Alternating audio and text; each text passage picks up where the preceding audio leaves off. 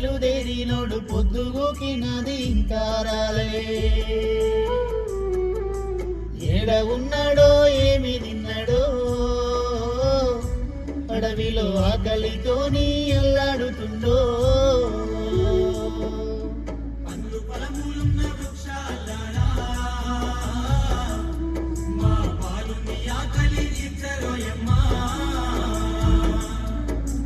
అట్లట్లా ఓ ఏటి ఓ రామశిలక